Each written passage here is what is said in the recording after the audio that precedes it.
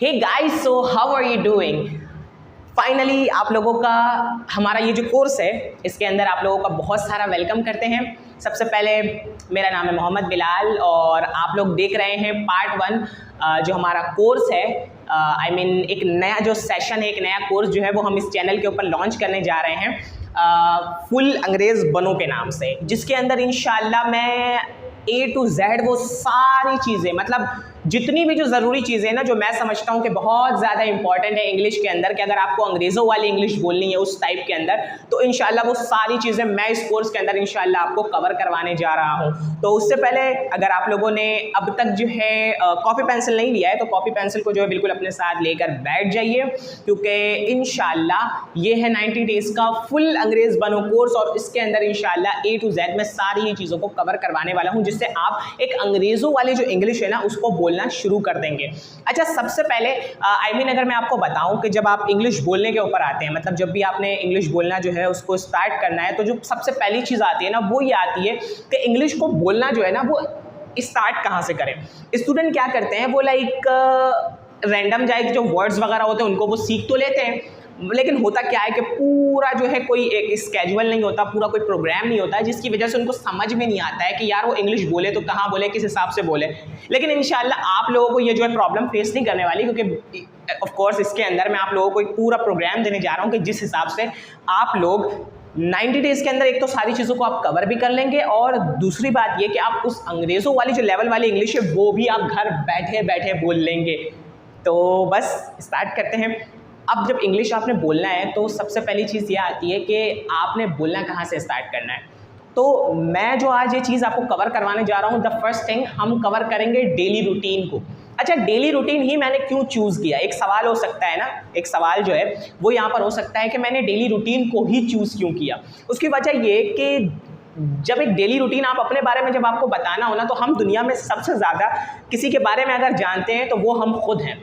हम अपने बारे में बहुत ज़्यादा जानते हैं, बहुत अच्छा जानते हैं। तो जब आप किसी लैंग्वेज में बात करने जा रहे हैं ना, तो जब आप उस लैंग्वेज के अंदर सबसे पहले अपने ही बारे में बोलेंगे तो उससे आसानी पता है क्या होगी? उससे आसानी ये होगी कि आप बहुत कम अल्फाज के अंदर, बहुत कम वर्ड्स के साथ, बहुत कम लिमिटेड वोकैबुलरी के साथ आप बहुत ज़्यादा उस लैंग्वेज को बोलने के काबिल हो जाएंगे। And this is how you will learn English. I also learn like that and this is how I will teach you English likewise.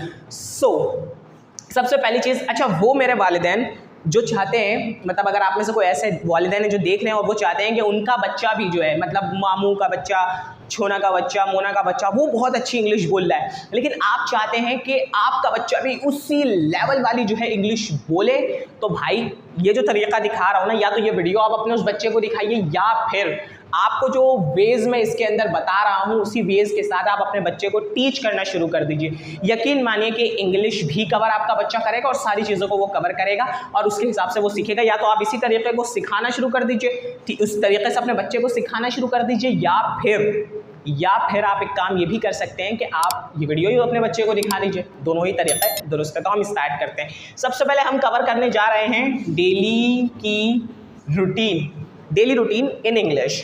अब डेली रूटीन के अंदर क्या चीज़ आती है? जिस तरह से मैं उर्दू के अंदर बोलता हूँ ना, मैं उर्दू में या हिंदी के अंदर जब मैं बोलता हूँ, मैं कहता हूँ कि मैं सुबह उठता हूँ, फिर मैं नाश्ता करता हूँ, या फिर नाश्ता तो नहीं, मतलब सुबह उठ के पहले मैं ब्रश करता हूँ, ऑफ कोर्स ब्रश करता हूँ, ठीक है, कोलगेट से ब्रश कर लेता हूँ, और फिर मैं कहता हूँ, फिर मैं उठ के फिर मैं वहाँ जाता हूँ, फिर मैं ये करता हूँ, फिर मैं वो करता हूँ, फिर मैं वो देखता हूँ, फिर ये करता हूँ, फिर मैं स्कूल जाता हूँ।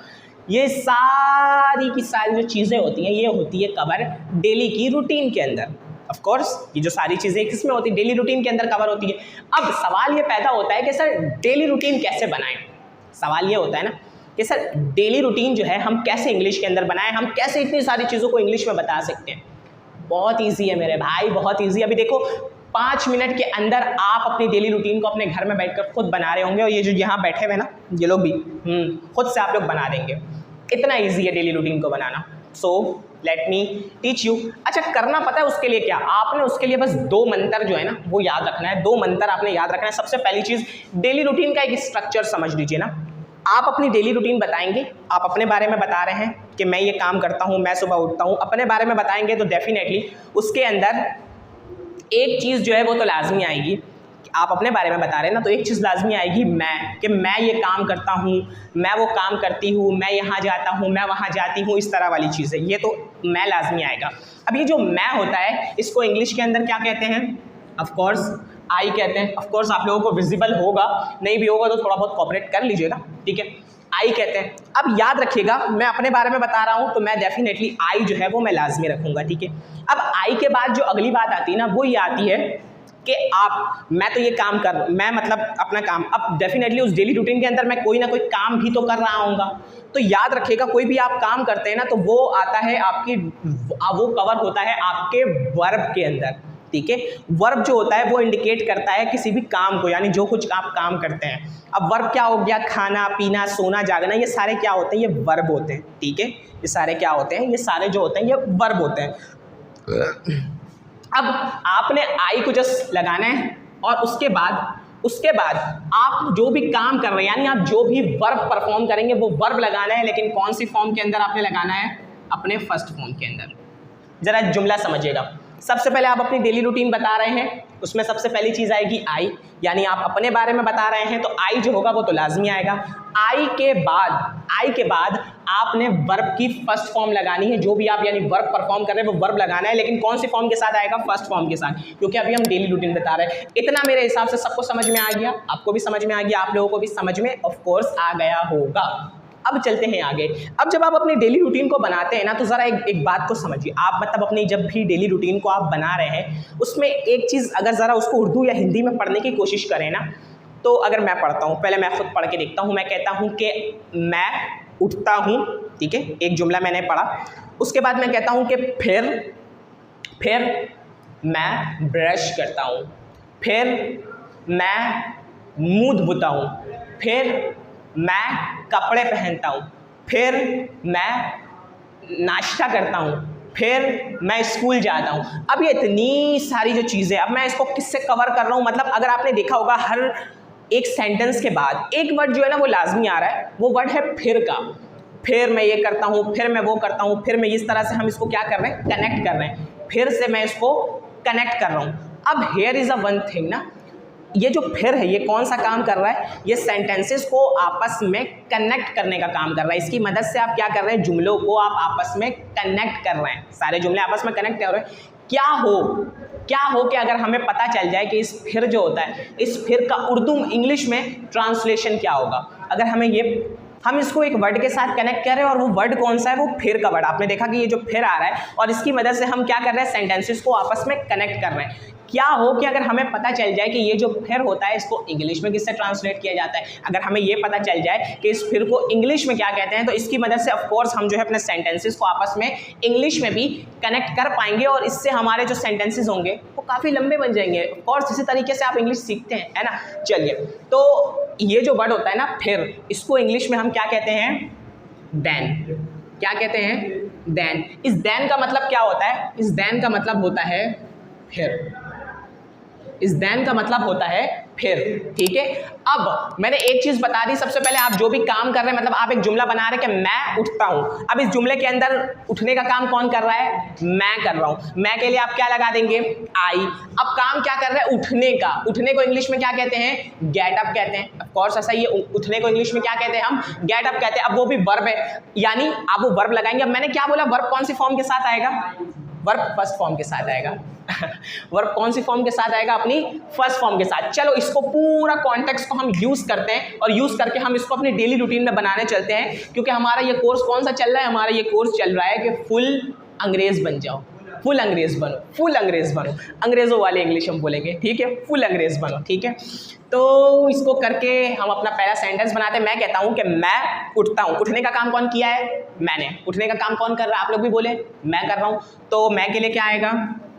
आई आ गया, ठीक है। मैं कर रहा हूँ ना, जा, मैं कर रहा हूँ, आई आ गया। अब मैं क्या कर रहा हूँ? उठता हूँ। मैं उठता हूँ। अब मैं उठता हूँ, उठने को क्या बोलते हैं? Get up. गेट अप एक वर्ब है और वर्ब कौन सी फॉर्म के साथ आएगा? First form. फर्स्ट फॉर्म का मतलब होता है कि वर्ब जैसा है ना, बस उसको वैसे ही लिख दो। फर्स्ट फॉर्म का मकसद क्या है? वर्ब जैसा है ना, बस उसको वैसे ही लिख दो। तो अभी के लिए इतना समझ लो, ठीक है। वो थोड़ा बाद में हो सकता है कुछ मसले मसाइल हो जाए, अभी के लिए इतना समझ लो। आई है, आई के बाद मैंने क्या लिख दिया? Get up. गेट अप का मतलब क्या होता है?